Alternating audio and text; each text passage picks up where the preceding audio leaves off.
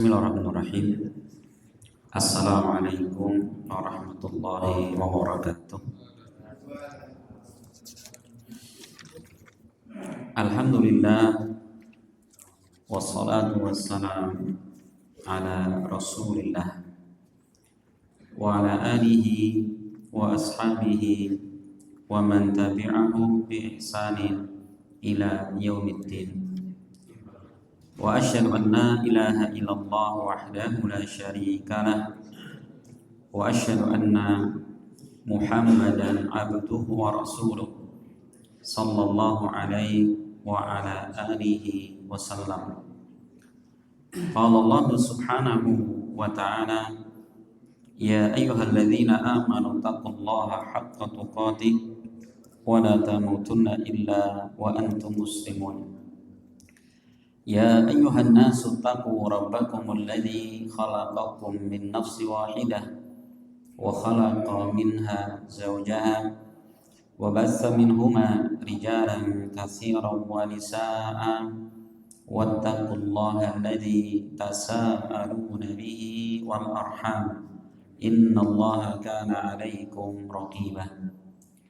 يا أيها الذين آمنوا اتقوا الله وقولوا قولا سديدا يصلح لكم أعمالكم ويغفر لكم ذنوبكم ومن يطع الله ورسوله فقد فاز فوزا عظيما. أما بعد. Ma'asyiral muslimin, jamaah salat maghrib rahimani wa rahimakumullah.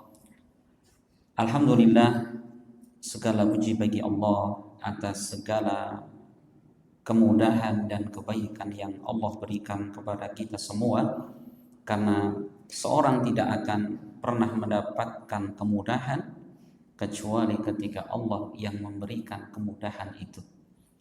Dan salam serta salawat tetap kita haturkan kepada Nabi kita Muhammad sallallahu alaihi wasallam, Nabi yang senantiasa kita ikuti petunjuknya, ya, karena mengikuti petunjuk Nabi itu adalah keselamatan. Nabi pernah bersabda dalam hadis riwayatkan Imam Bukhari, Rasul mengatakan, kullu ummati yadkhulunal jannah, semua umatku akan masuk surga, illa man aba, kecuali kata Nabi orang-orang yang enggan. Maka ada yang bertanya, Rasul, wa man ya'ba, ya Rasul, siapa orang yang enggan masuk surga itu? Rasul mengatakan, man ata'ani dakhalal jannah wa man asani faqad aba, siapa yang mentaatiku maka akan masuk surga, dan siapa yang bermaksiat kepadaku dialah orang-orang yang enggan masuk ke dalam surga. Ya, maka mentaati Nabi itu adalah keberuntungan. Ya, mengikuti Nabi adalah keselamatan. Ya, maka seorang muslim ketika beragama, kita melihat bagaimana Nabi kita Muhammad sallallahu alaihi wasallam beliau beragama, dan jangan pernah kita ingin beragama yang melebihi Nabi. Kita diperintahkan mencocoki, menyamai Nabi, bukan melebihi Nabi. Pernah suatu ketika ada 3 orang datang kepada Aisyah untuk menanyakan ibadah Nabi. Ya, bagaimana ibadah Nabi di malam hari? Bagaimana beliau di siang hari? Dijelasin, Nabi kalau malam demikian, kalau siang demikian. Maka orang ini, mereka beranggapan, coba Nabi saja sudah dijamin untuknya surga, sedemikian rupa ibadahnya, bagaimana dengan kita? Maka salah seorang di antaranya mengatakan, saya akan puasa terus dan tidak akan berbuka. Satu. Yang kedua mengatakan, saya akan sholat malam terus dan tidak pernah tidur. Yang ketiga, saya akan membujang terus dan tidak akan menikah. Kenapa? Menikah dianggapnya apa? Mengganggu ibadah, kan gitu. Rasul ketika mendengarkan ucapan ketiga orang ini, Rasul bertanya, apakah kalian yang mengucapkan demikian dan demikian? Kata mereka, iya Rasul. Apa kata Nabi? Aku adalah orang yang paling bertakwa kepada Allah, tapi aku sholat malam juga tidur, aku berpuasa juga berbuka, aku pun menikahi para wanita. Kemudian Nabi menutup hadisnya, faman raghiba an sunnati falaysa minni, maka barang siapa yang membenci sunahku, ya, maka dia bukan termasuk bagian dari umatku. Coba ini kalimat apa? Celaan ini. Ya, Rasul menyalahkan orang-orang yang punya prinsip dalam beragama melebihi Nabi. Malah bukan kebaikan, akan tetapi kebaikan itu ketika kita mengikuti petunjuk Nabi. Masya Allah ya, karena apa? Petunjuk Nabi adalah sebaik-baik petunjuk. Maka ma'asyiral muslimin rahimani wa rahimakumullah. Insyaallah kita akan kembali melanjutkan pembahasan kita menjelaskan di dalam tafsir ya surat An-Nazi'at. Ya. Pada pertemuan sebelumnya kita sampai di ayat yang ke berapa? 11. Ya, jadi orang-orang musyrik ketika dikabarkan oleh Nabi dalam ayat ini berupa datangnya hari kiamat, apa kata mereka? Yaquluna a inna la marduduna fil hafirah. Ya, kata mereka, apakah kami ini akan dikembalikan ya seperti kehidupan yang semula? Tuh, jadi mereka meragukan adanya hari kiamat. Aidza kunna 'idhaman nakhirah. Apakah kami ini tetap dibangkitkan padahal ketika itu kami sudah menjadi tulang belulang yang hancur? Qalu tilka idzan karratun khasir. Kata mereka, sesungguhnya kalau seperti itu ini adalah pengembalian yang sangat merugikan. Kami dirugikan. Kenapa? Mereka tahu ya tidak ada persiapan untuk menghadapi hari kiamat itu.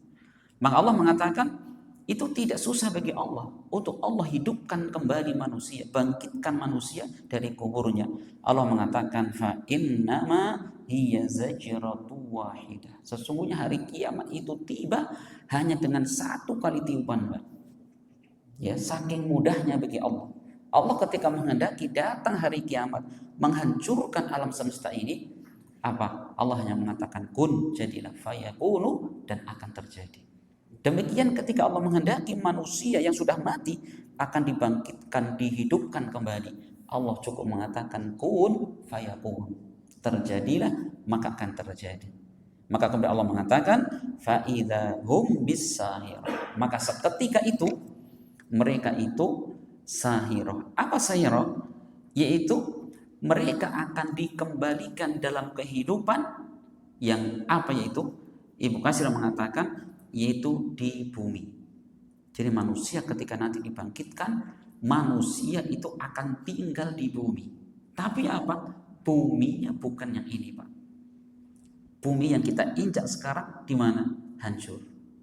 Ya, ini sebagaimana Allah sebutkan di dalam Al-Qur'an, ya, terdapat di dalam surat Ibrahim ayat 48. Allah mengatakan yauma tubaddalul ardu ghairal ardi was samawat wa barazu lillahil wahidil qahar. Ingatlah di suatu hari yang apa? Tubaddalul ardu, bumi itu diganti ya dengan bumi selain yang ini dan juga langitnya. Jadi langit dan bumi Allah ciptakan yang baru.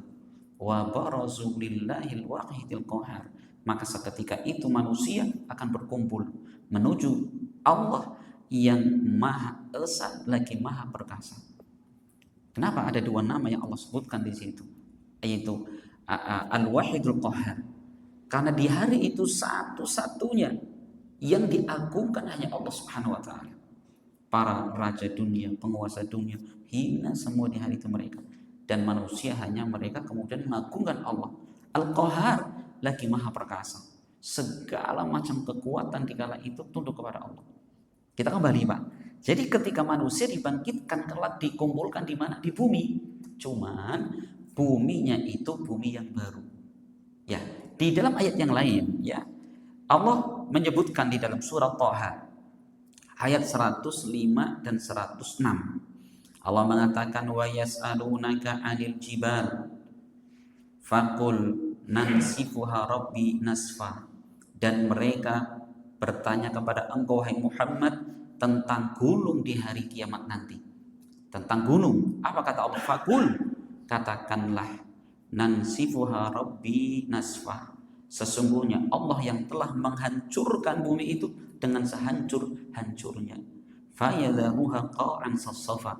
Maka Allah kemudian membiarkan bumi itu dalam keadaan apa? Rata dan datar. Maka bumi yang nanti akan kita pijak setelah kita dibangkitkan dari alam kubur sudah tidak ada lagi apa? Gunung-gunung. Tidak ada gunung, tidak ada lembah, rata semua. Bahkan apa disebutkan dalam riwayat, di kala itu tidak ada lagi bekas-bekas bangunan.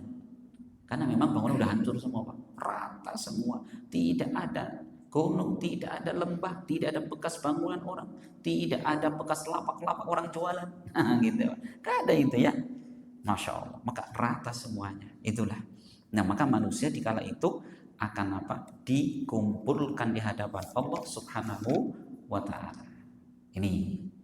Kemudian ini selesai ya. Jadi Allah dalam keterangan pertama ini menjelaskan tentang keadaan hari kiamat. Kemudian ayat ke-15 Allah mengatakan, ya, hal ataka haditsu Musa.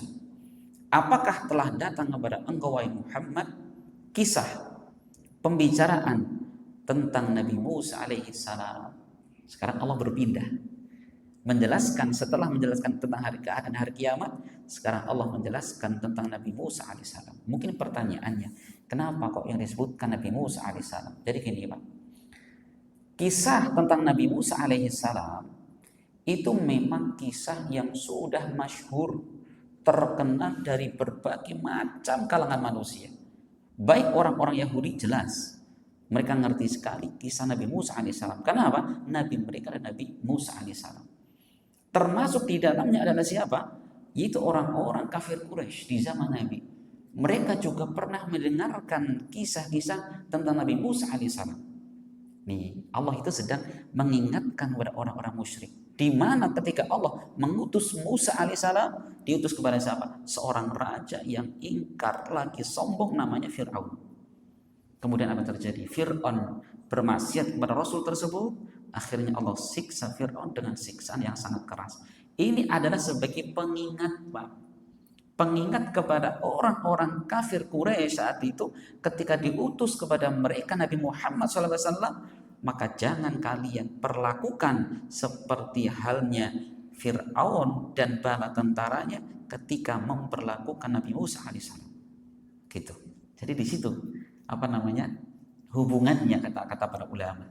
Gitu. Allah mengatakan, apakah telah datang kepada engkau wahai Muhammad hadits Musa, kisah tentang Nabi Musa alaihissalam, idh nadahu rabbuhu bil wadil muqaddasi tuwa, yaitu ketika Allah Rabbnya memanggilnya bil wadil muqaddasi tuwa, di sebuah lembah yang suci namanya Tuwa.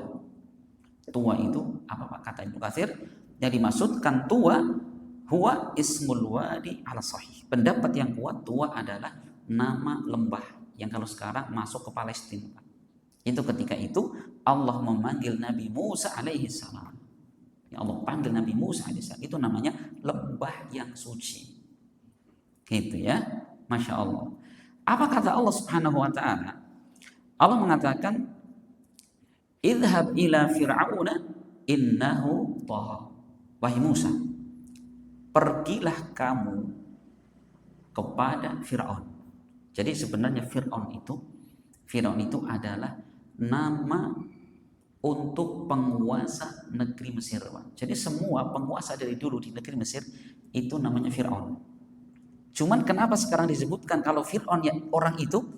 Karena ya penguasa yang Mesir yang ingkar kepada Nabi Musa itulah Fir'aun itu loh. Makanya apa? Kalau sebutkan Fir'aun ya Fir'aun itu yang kita kenal di Al-Quran, di kisah anak-anak gitu maksudnya apa? Jadi ulangi lagi, Fir'aun adalah apa? Nama setiap penguasa atau raja di Mesir saat itu. Gitu. Tapi kenapa disebutkan hanya Fir'aun saja? Karena itu sudah diketahui semua orang. Fir'aun. Allah mengatakan, idhab ila Fir'aun. Wahai Musa, pergilah engkau menuju kepada Fir'aun, innahu tagha, karena sesungguhnya Fir'aun dia melampaui batas. Apa bentuk pelampuan batasnya Fir'aun? Banyak sekali Pak. Satu, ini yang paling tingginya. Nanti dijelaskan ayat berikutnya bahwa Fir'aun dia mengaku sebagai bukan sekedar raja, tapi dia mengatakan sebagai Tuhan. Wa qala ana rabbukumul a'la. Fir'aun mengatakan sesungguhnya aku adalah Tuhan kalian yang maha tinggi. Coba, inilah perlampasan batasnya Fir'aun. Batas manusia dilengkai dengan mengatakan dirinya sebagai Tuhan. Ya. Nah, kita semua Bapak sekalian, subhanallah di sini. Allah memerintahkan kepada Musa, ya Musa, pergilah kamu kepada Fir'aun. Untuk apa? Mendakwai. Sekarang pertanyaan saya, Allah apakah sudah tahu atau belum bahwa akhir hidup Fir'aun nanti mati di atas kekafiran dan akan masuk surga kekal selama-lamanya? Kira-kira Allah tahu belum? Pasti sudah tahu. Pasti sudah tahu. Tapi kok luar biasanya, walaupun Allah sudah tahu Fir'aun akan mati di atas kekafiran, bahkan memusuhi Rasulnya, tapi apa? Allah tetap memerintahkan kepada Musa alaihissalam untuk mendakwai Fir'aun. Ini menunjukkan apa? Karena memang tugasnya para rasul, para nabi, tugasnya para pendakwah hanya sekedar menyampaikan. Hanya menyampaikan. Urusan dia terima atau tidak urusan Allah Subhanahu wa taala. Gitu loh Pak. Makanya tidak boleh ketika misalkan kita mau ngajak orang, kita punya tetangga. Orangnya orang mampu masjid Pak. Orang tamu masjid misalkan. Jangan kita bilang, yuk diajak Pak itu masjid. Ora usah wis hati ini tertutup rapet kayak. Lah, jangan seperti itu. Kita tidak tahu bagaimana akhir kesudahan kehidupan seorang. Coba, Allah saja ketika sudah tahu bagaimana akhir kehidupan Fir'aun, tetap Nabi Musa diperintahkan untuk mendakwai Fir'aun yang begitu besar ya kekafirannya. Ini Pak. Jadi kalau kita hendak mengingatkan orang, mendakwai orang itu, jangan pernah kemudian kita menutup harapan. Jangan ya. Walaupun kita lihat dia adalah orang yang sangat keras hatinya, orang yang sangat besar pemusuhannya kepada agama, jangan pernah kita kecilkan harapan mereka bisa mendapatkan hidayah. Karena kita tidak tahu Pak, dari orang yang kita ajak itu mana yang akan mereka amalkan apa yang kita sampaikan, kan gitu. Masya Allah, gitu ya. Diperhatikan ini. Jadi Allah mengatakan, idhab ila fir'auna innahu, pergilah engkau kepada Fir'aun, sesungguhnya Fir'aun dia adalah orang yang melampaui batas. Kemudian Allah mengatakan, fakul, katakan wahai Musa kepada Fir'aun, halaka ila anta zakka. Ini pertanyaan bagus banget Pak. Ya, apa artinya? Halaka, apakah engkau punya keinginan untuk tazakka, untuk membersihkan dirimu wahai Fir'aun? Coba Pak. Ini kata Ibnu Qayyim, ini adalah ajakan yang sangat sopan. Ini adalah ajakan yang sangat lembut. Coba bahasanya, apakah Anda punya keinginan untuk mensucikan diri Anda dari kekafiran, dari kesombongan gitu loh Pak. Ya kan? Iya. Ini memang sebelumnya Allah telah mewasiati Nabi Nabi Musa alaihissalam, ya, untuk apa? Mendatangi Fir'aun dengan apa? Lemah lembut. Coba kita buka dalam surat Toha ayat 44. Allah mengatakan, faqula lahu qawlan layyinan la'allahu yatadzakkaru aw yakhsha. Ya, wahai Musa, wahai kalian berdua. Siapa berdua? Musa dan Harun. Apa kata Allah?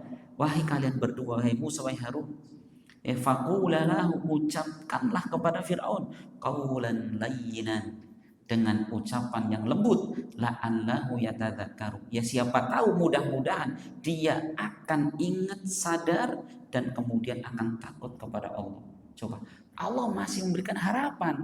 Ya mudah-mudahan ketika kamu dakwai Fir'aun dengan lemah lembut, dengan kalimat yang sopan, dia akan ingat kepada Allah dan takut kepadanya.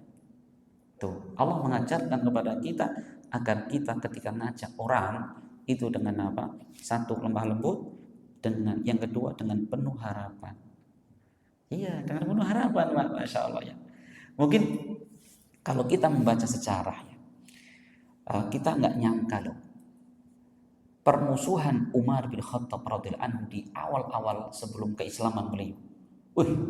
Pak, Umar bin Khattab itu terkenal dengan orang yang sangat bengis Pak. Jadi Umar kalau sudah ngancam betul-betul Pak, bukan hanya ancaman, bukan hanya apa periman jalanan itu. Itu kalau ngancam benar-benar penggal-penggal, gelut-gelut itu Pak. Nah, Umar suatu ketika beliau sedang apa? Wanti-wanti orang. Wanti-wanti orang di depan Ka'bah. Ya, pokoknya siapa yang berani-berani mengikut ajaran Muhammad, ini pedang ini melayang di lehernya katanya gitu. Maka kemudian apa? Ada seorang yang menimpali Umar, kamu gak usah ngotot kayak gitu. Tuh lihat, adikmu sendiri ya sudah mengikuti ajaran Muhammad. Kamu benar-benar coba dilihat sana. Siapa namanya? Fatimah bintu Khattab. Itu saudarinya Umar bin Khattab. Maka kemudian apa? Dia datang mendatangi rumah adiknya yang bernama Fatimah. Gedor gitu ya. Duk. Ternyata adiknya sedang belajar dengan Khobab bin Arad. Khobab bin Arad ini adalah mantan budak yang sudah masuk Islam. Ya, sedang apa? Sedang belajar Al-Qur'an di situ. Dijelaskan tafsir Al-Qur'an di situ.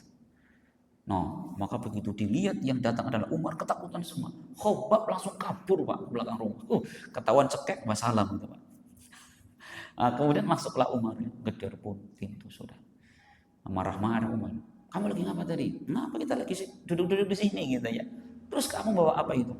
Enggak, ini bawa lembaran, ternyata lembar Al-Quran Pak. Nah, saking marahnya Umar, ini ada iparnya yaitu suaminya Fatimah binti Khattab, itu langsung ditendang mungkin, langsung tertidur dan dicekek lehernya Pak. Nyaris mati itu Pak. Kemudian adiknya ini dia nggak terima suaminya disakiti gitu. Mencoba untuk apa?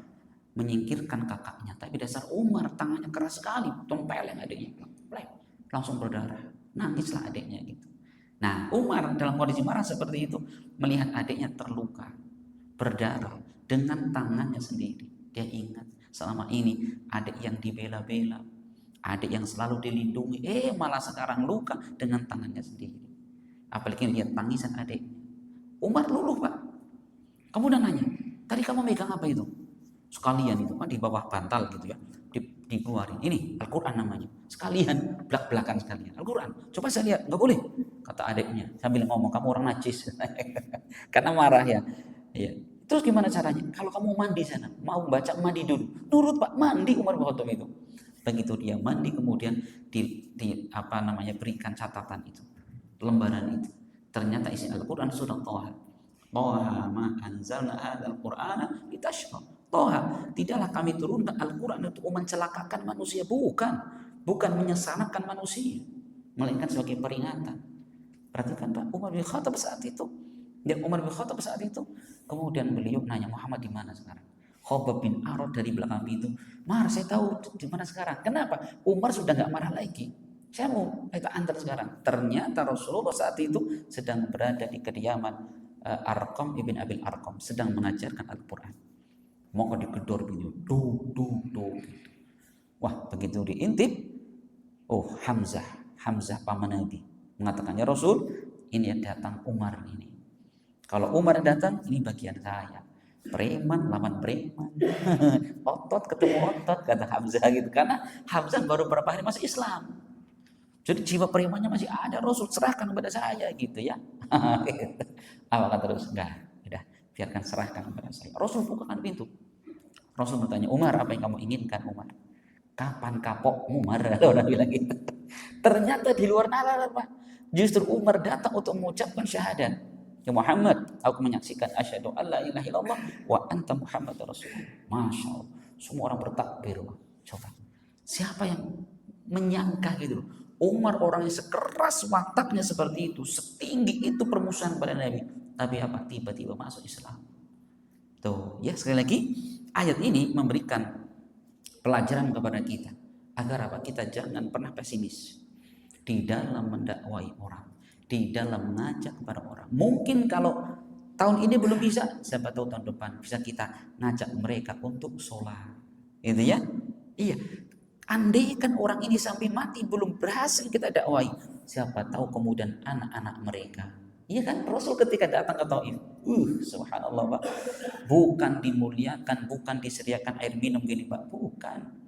Yang ada cacian, ancaman. Bahkan ketika beliau keluar dari kota Taif, apa yang dilakukan?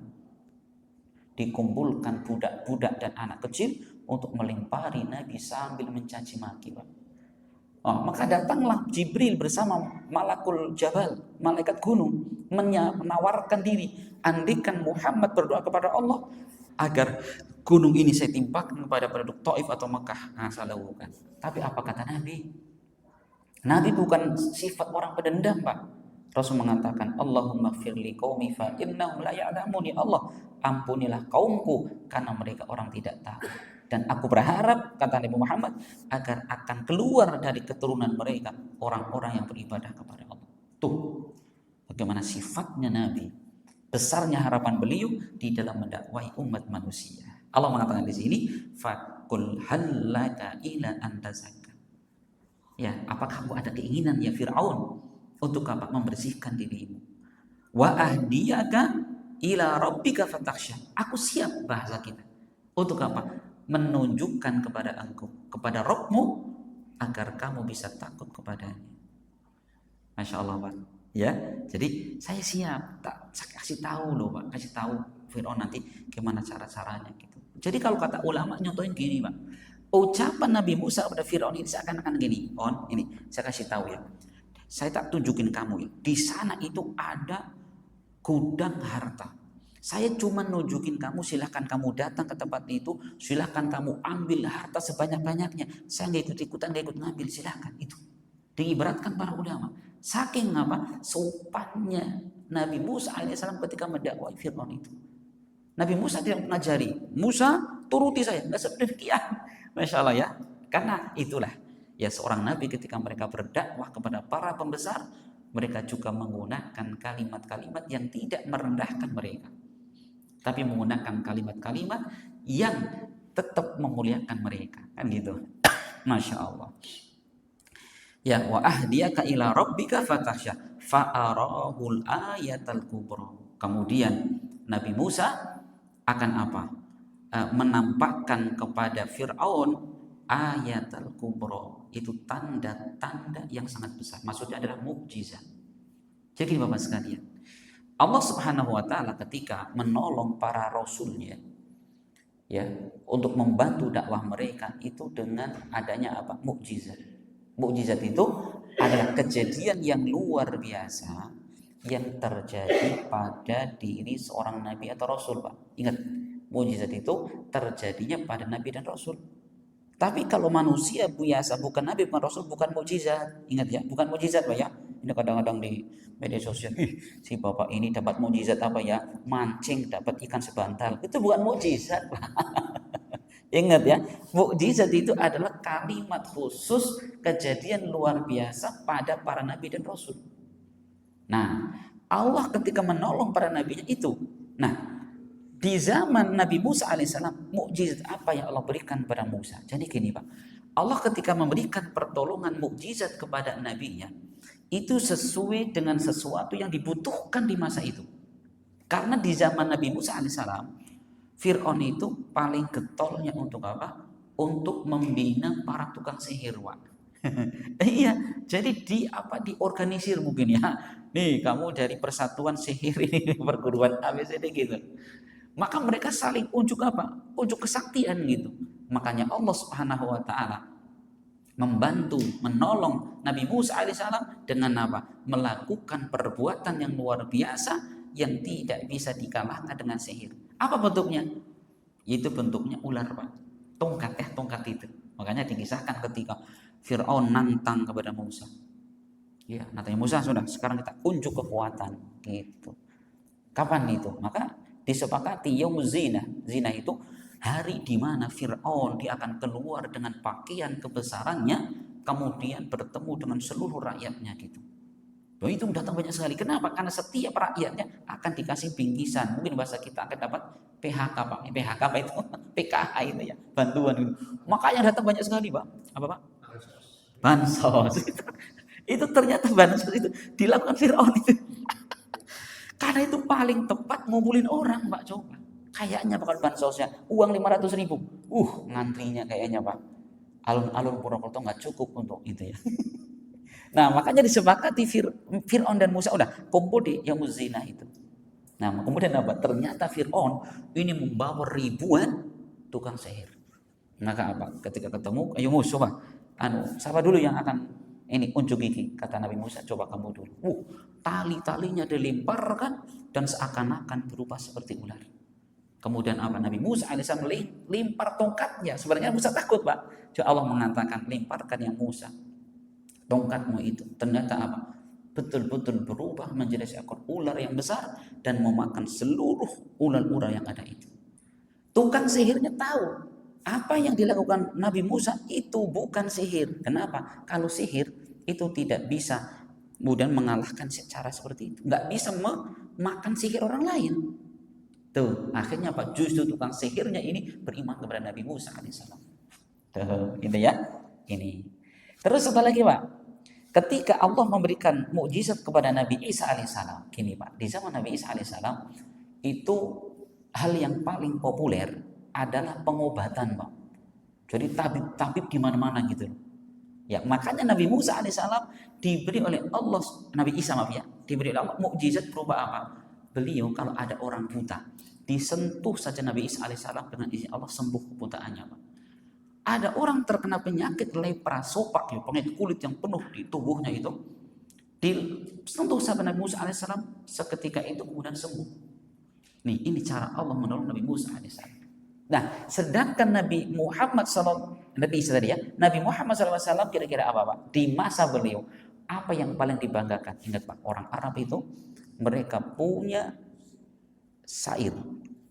Jadi bahasa Arab itu terkenal ya dengan bahasa yang paling kaya kosakatanya, paling indah gitu loh Pak.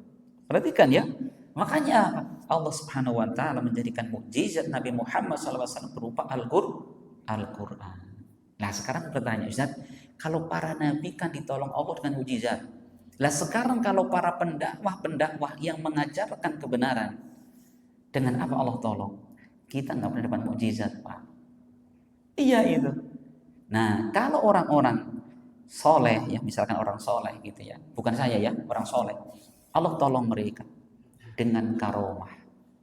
Jadi kalau karomah, kejadian luar biasa yang terjadi pada orang soleh, ya, gitu. Paham Pak? Apa karomah itu? Nah, jangan kita pahami karomah itu orang bisa terbang, bisa ngisi pengajian dalam satu waktu di beberapa tempat. Saya pernah dengar itu. Wih, itu karomah luar biasa itu. Si Kiai Ustadz Fulan itu, ngaji dalam satu waktu, nggak pakai kamera Pak, bukan live. Langsung datang di sini ngaji, di masjid sana ngaji. Wih, ketenan bisa anak wong telu ki. Gimana Pak? Bukan mujizat itu. Jadi gini Pak. Karomah. Bagaimana cara kita membedakan ini karomah, ini sihir? Nah, tipis Pak. Jadi gini Pak. Cara membedakannya kata para ulama, kalau karomah tidak bisa dipelajari dan karomah itu tidak bisa didatangkan kapan dia inginkan. Kalau ada karomah dipelajari, kalau ada karomah kok bisa didatangkan kapan dia inginkan, itu namanya sihir. Sedangkan karomah itu di luar nalar manusia, di luar keinginan manusia. Manusia itu hanya berupaya, Allah yang memberikan. Itu pun tidak bisa tiba-tiba kapan dia pengen bisa, tidak demikian. Ya kan? Lah iya. Itu makanya kalau bisa kapan-kapan, hari ini karomahnya bisa ngisi di beberapa tempat. Besok baca Al-Quran di atas pupus gedang misalkan. Besok lagi mancing ikan di aspal, dapat ikan emas 1,5 kilo. Sihir itu Pak, sudah pasti sihir itu. Kalau karomah nggak mungkin. Dulu para sahabat tidak semua mereka punya karomah. Tapi gini Bapak sekalian, Syekhul Islam Ibnu Taimiyah belum menjelaskan apa hakikat karomah. Jadi kata beliau mengatakan, a'dhamul karomat luzumul istiqomah. Karomah yang paling agung adalah ketika seseorang dia terus menerus di atas istiqomah. Dia selalu amal soleh, lurus akidahnya, amalnya lurus, itu Pak, jauh dari maksiat kepada Allah. Itu karomah, pertolongan Allah Subhanahu Wa Taala bagi orang-orang soleh, gitu ya. Jadi kita jangan, ini Ustaz ini belum soleh, kenapa nggak punya karomah, masalahnya orang bisa mabur gitu ya. Tidak seperti itu. Jadi karomah kata para ulama, apa yang paling besar? yang paling besarnya adalah ketika seorang mendapatkan hidayah dari Allah berupa luzumul istiqamah. Dia terus di atas ketaatan kepada Allah Subhanahu wa taala. Itu Pak. Ya, apalagi kita hidup di zaman seperti ini.